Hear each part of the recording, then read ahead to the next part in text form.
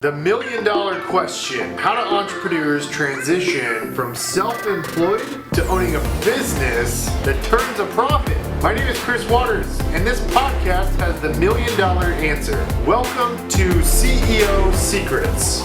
Hey guys, it's your host, Chris Waters of CEO Secrets. Welcome as we bring in some of the top guests listed on the Inc. 500 fastest growing companies across America. I've got Ivan Ons on the show. Ivan, he is a fascinating guest.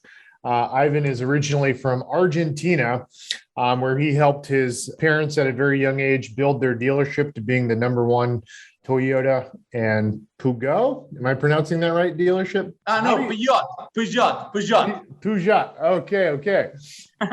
Man, and Ivan's got a fascinating story, man. He was one of the youngest people at Herbalife to reach the millionaire team, selling $1 million annually with Herbalife at the age of 19, which is pretty cool.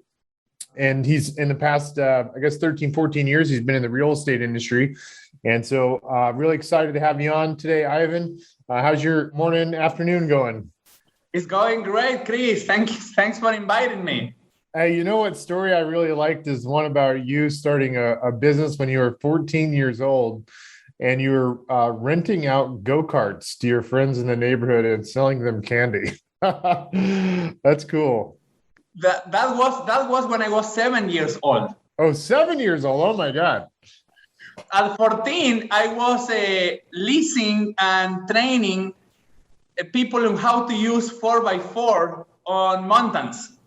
What was like the light bulb moment for you to come to the United States? Like what drove you to want to come here? I'm just curious. Yes, in 2009, I was very much involved in speculative investments, like investing in, the Robin Hood type of investments, right? Like investing in stocks, forex, and cryptocurrency, and so on. And as I was very much involved in that, I realized that it was not bringing me happiness. It was just money for money. I have the account with $100,000 today, and tomorrow is 102, and the next day is 110, and the next week is 120, and the next week is 50, and then the next week is 150, and so on. So numbers going up and down in on a screen, it was not something that it was not life. And that was in 2009, and I started looking for ways to not just invest, but invest with the purpose. And when I do that, I start rolling more and more in the sense of expanding in that area. And I start developing my own private neighborhood. But then I was selling lots. I will sell a lot and I will get cash, and sell a lot and get cash. And I was feeling that I was trading land for cash, and that was it. So one day, Chris, there is a guy that was in my car, and I was showing the private neighborhood. And then he says, Ivan, I love this lot, but $50,000 lot, I cannot afford it. And then the kids in the back start yelling, Daddy, Daddy, Daddy, we love to live here. Daddy, Daddy, Daddy, we love to live here. And when that happened, it's a very difficult situation because the dad cannot afford the lot and the kids wants to live there. Following so far? Yep, I follow you. Okay. So in that situation, Chris, I said to Andres, can you give me half and I will finance the balance? And he says, no, Ivan, I cannot. And I say, okay, Andres, can you get a loan? And then he says, no, because I miss a payment in credit card payment, he says. And when I go into more with the conversation with him, I find out that many people as him has this situation where they cannot afford their house or their lot or being homeowners because of not having access to traditional mortgage, right? So at that point, it was a Thursday night back in 2009 in Argentina. And I said I was taking a shower and I realized I had like a God revelation. And he was telling me this PhilanthroInvestor word. And when he says that, I say, what do you try to communicate to me, Mr., my Lord? And he says, well, Ivan, listen, in 20, 30 years from now, many people will not, the majority of people will not be throwing money away in gambling. Because right now there is $500 billion going every single year to the gambling industry. And 90% of people lose money in a speculative investment. So when you have 100 people investing in the markets or forex or cryptocurrency, whatever, 90 of them lose money, 10 of them makes money. And all of this came to me. And I say, wow, this is the revelation I was looking for when I was feeling depressed, looking at numbers going up and down in the screen and feeling nothing, like life was going out of me, of myself, just by being behind the computer. And just with that, I realized I call Andres the next morning and I say, Andres, how much can you pay per month to own your lot? And he says, why, Ivan? Just tell me. Well, $250, $300 a month. Okay, Andres, the lot is yours. How the lot is mine? Yes, you will start paying $300 a month for the next 15 years. And you will have a land contract from day number one. And then you will start just doing that and you will start building your house. And then when you finish to pay me, I will transfer the deed to you. And then I did that and he was yelling of love, of happiness. And the kids on the other side of the house, he was telling, we have the lot, and the kids are yelling of happiness and the mom and everybody. So I say, there is only one condition. On Saturday, you need to come to the lot, you will sign the land contract, but you need to plant a tree all together with your family, and we need to cut a green ribbon between two torches. Mm-hmm. So we did that, and that was the beginning of PhilanthroInvesting in 2009. And you see, there is philanthropy on one side, when you have someone that is investing their money or time without expecting any financial return. And in the other side, you have investing, which is putting your money or time, getting a financial return. So I combine both. A philanthropy investor is someone who invests his time and money to promote human welfare, engaging emotionally, which is the most important part, while getting a financial return. So you started, and just for people listening to the show, to give some context, you now live in Florida and you started a business called Equity and Help. And this is the company that was ranked by the Inc. 500. You had over 1,200% growth. And this was the company that you started. The idea came from Argentina, but you started this business in Florida. Is that accurate? That's correct, Chris. Yeah. And what happened is that I was speaking with my wife because you asked me how I moved to the US. And that's, I needed to give you all of that information in order for you to understand. Sorry, but there is no other way. So if my wife, after I do this business with this family and they are so happy and she see me that I am so happy, she says, Ivan, why we don't move this business model to the US? Because anything that happens in the US, the good and the bad, the world will copy. Mm-hmm. And then I say, no, Bella, there is no way that this will work in the US, because in the US, 100% of the people are homeowners. That is the country of the American dream. That is the country with everybody owns their home. In Argentina, you essentially seller financed a lot to a family. Yeah. And when you came to the US, did you realize that's actually a pretty popular strategy for a lot of investors to do seller financing? No, I didn't. Okay. But I was thinking that the model was not going to work. Yeah. So from an Argentinian looking from just Latin America, looking up to the US as the country of the American dream. Yeah. And then I realized 51% of people in America, in the US, do not qualify for a traditional mortgage. That's right. Yep. And then the US, between all the countries in the world, for the highest rate of home ownership ranking in the world, is position number 43. So with the position being number 43 in the world, being the country with the more robust real estate system in the planet, I say, wow. And then that's how I started Equity and Health. I have some very tactical questions for you. I guess to start off, so obviously at the time of this recording, it's November of 2021. The real estate market in the United States is on fire in most places. And when I was looking on your website, I read that you guys are researching.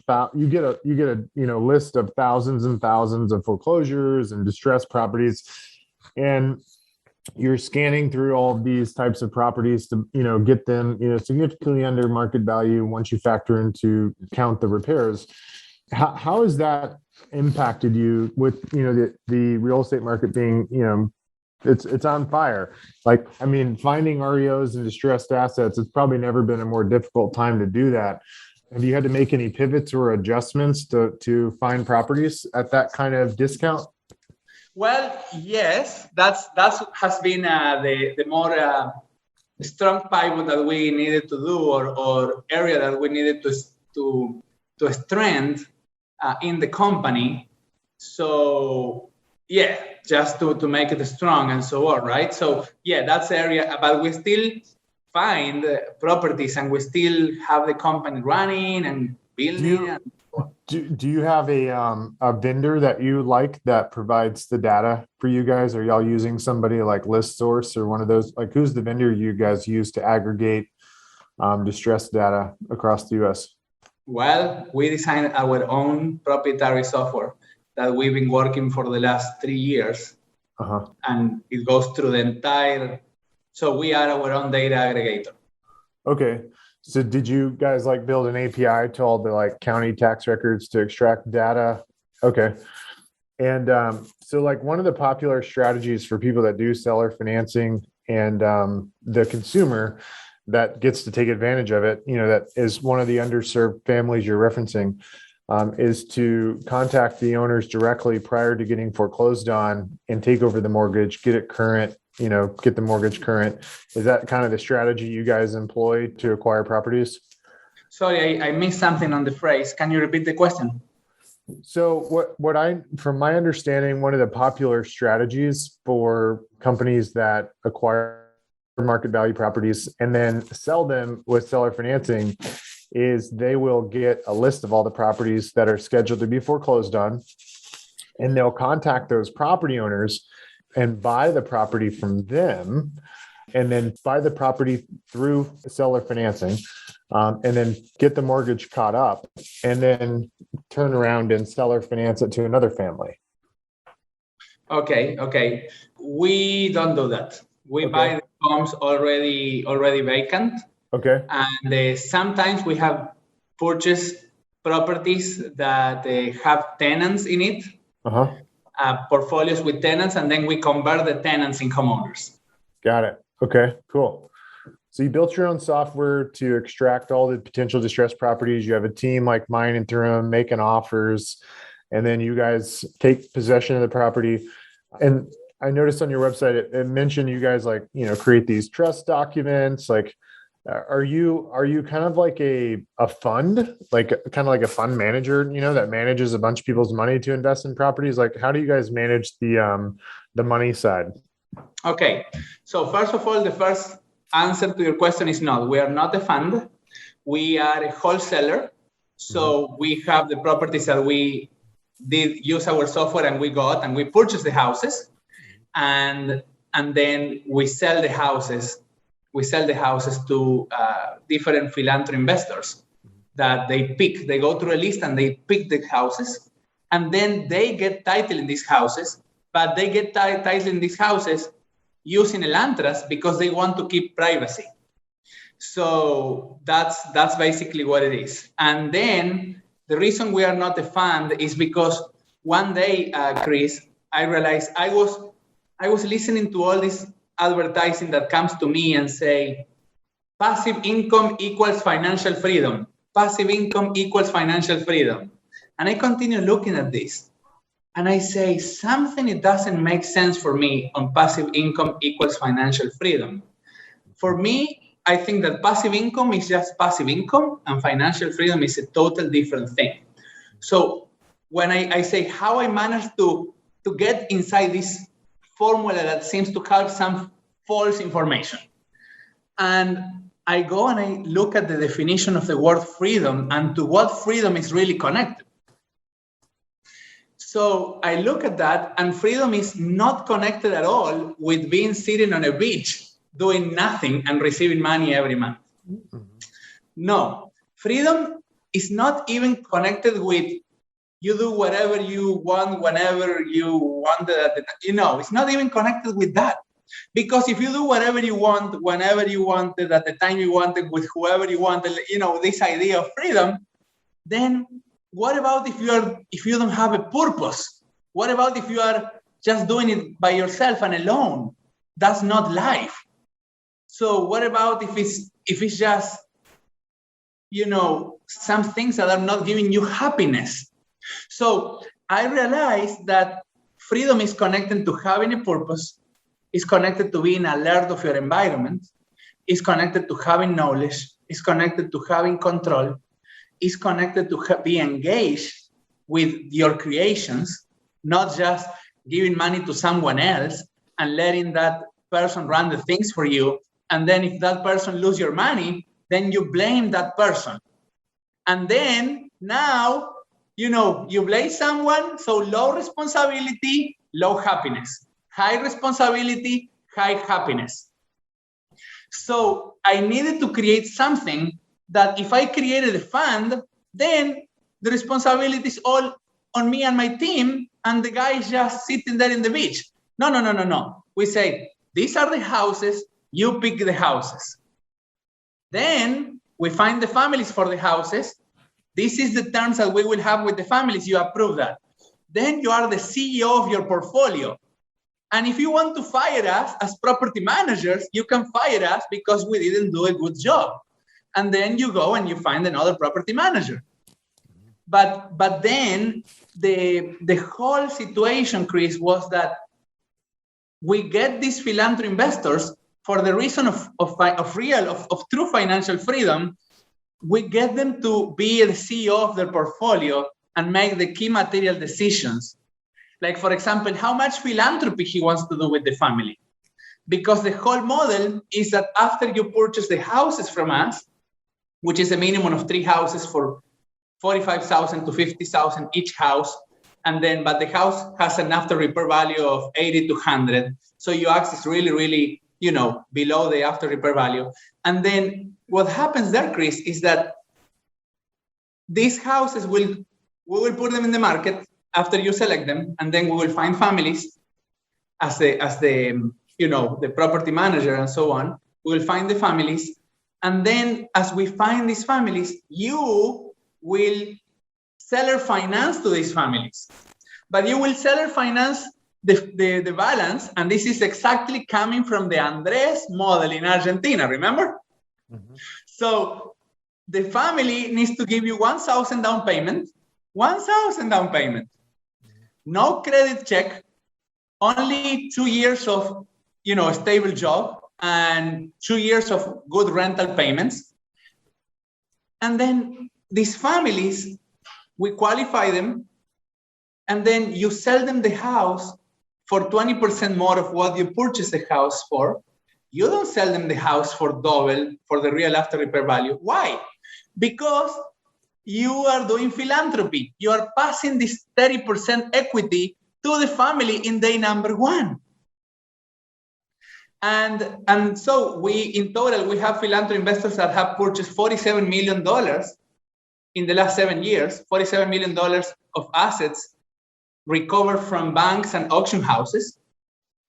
And we have helped over 500 families so far. And the whole portfolio, if I take the whole portfolio, just because different portfolios, different philanthropy investors, different, but in overall, the portfolio for each investor produces between 8 to 12% return. And he's a philanthro lender. He's not a landlord. So he don't need to pay for property taxes. He don't need to pay for insurance. He don't need to pay for maintenance, repairs, nothing like that. Let me ask you some questions, Ivan. Yes. A little speed round because we're running out of time already. How many properties are you guys managing for investors right now? 500 plus. 500 plus. And is there a certain part of the United States where most of the homes are located that you're buying for, or you're wholesaling for investors? Yes, we have 32 states. Uh-huh. And as we are in these 32 states, my major concentration is on the East Coast, from north to down, from top to down, all the states that are East Coast. And so I would like to show you, Chris, if we have time, I would like to show you 2 videos that are 2 minutes each. One is from a philanthro investor testimonial, and another one is from a family testimonial, if you allow me to. It will give you a lot of reality. You know what? So we only have like 2 minutes left in the show. Okay. So is there a place somebody could go to watch them? Are they on your website? Yes. They can go to pi.today, which is the short link for philanthroinvestors.com. Okay. pi.today. Okay, pi.today. I have some questions. So like when one of the investors, seller, finances the house to a renter, for example, what's the interest rate? Yeah, or family. Yeah, what's the interest rate they get charged? Okay, so the standard one is 12%. Okay, but that's why the investor makes 8 to 12%. But the thing is that we want to see that the family is paying below what it costs to rent the same house. Normally, is average is half. The principal and interest is half of what it costs to rent the same house. Got it. And then, I have to imagine like it's got to be somewhat high risk to take on, renters at this price point. Like what percentage of people, are getting evicted from the properties for non-payment, or what do you do for people that aren't paying? Okay. So in 7 years, we have a little over 7% of default. Uh-huh. So as you know, people that we have fully evicted. And we have, if people, for example, this is another part of the philanthropic model of the philanthro investing, right? So if, for example, a family has a family situation, a life situation, so they had a kid, a baby, they need to buy the school supplies for their kids, they have a chronic disease or something like that, they lose a job, they have access to their philanthro investor to request for help. And the philanthro investor can say, I am going to give you the 3 months payments. I'm going to wait until you get a new job. Or because you've been so good and you are a good intention family, which we will divide them in 2 because we have good intention families and bad intention families. But the good intention family, the philanthro investor will say, I am going to give you the Christmas payment so you can buy a Christmas tree and gifts for your kids. So that are all options. And then if the philanthro investor cannot afford that, we have a global philanthropic fund that can finance to the family up to 90 days of late payments at 0% interest rate for 15 months. Okay. So the philanthro investor continue getting his money, and then the philanthropic fund is helping these families to stay on track, right? And we report to the bureaus the on-time payments because we want to help them to improve their credit score so they can refinance out in, let's say, 3-4 years from now. And possibly it's not a thing that will happen for everybody, but possibly it works as an exit strategy for the philanthro investor with a capital gain of 20% that occur in the day number 1 when we sold the home, and then he can start helping another family from scratch. Yeah.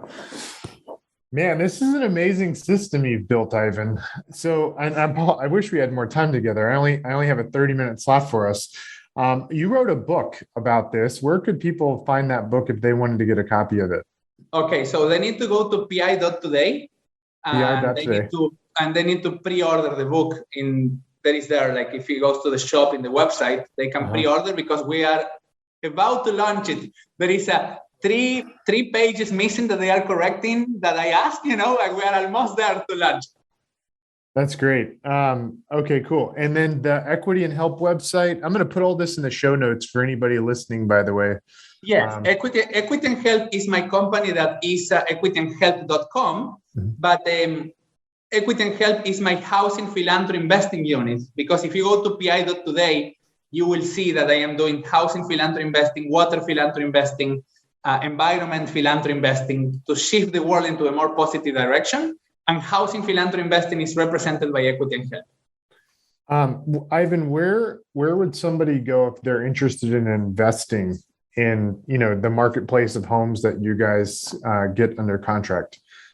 Well, they will, they will go to pi.today. Okay. I will request an interview with our VP of expansion that is doing the discovery calls right now. The person will receive a full briefing on philanthropy investing. And then after that, she will connect them with the housing philanthropy investor consultant, so that housing philanthropy investor consultant can go more deeply into the Equity and Help model. Interesting. That's fantastic. Ivan, man, you are an amazing human being. I'm so glad you came to the United States to help people here. Really great story. I love the, just the purest nature that you have. So guys, be sure to be on the lookout for Ivan's book. Again, he was just this past year ranked as one of the fastest growing companies in America, over 1,200% growth. So this guy is no joke. Be sure to check out pi.today. I'll put that in the show notes. Ivan, thanks so much for being on CEO Secrets. You're welcome, Chris. And so as you know, we are 3 years in a row in the Inc. 500. Wow, 3 years in a row. Wow, now that's a rare accomplishment. Well, congratulations on all your success, Ivan. We're going to have to do a follow-up episode where we can dig a little bit deeper and try to understand some of the little, secrets and nuggets, tactics to achieving that kind of growth. Thank you, Chris, and have a wonderful day, and everybody listening too.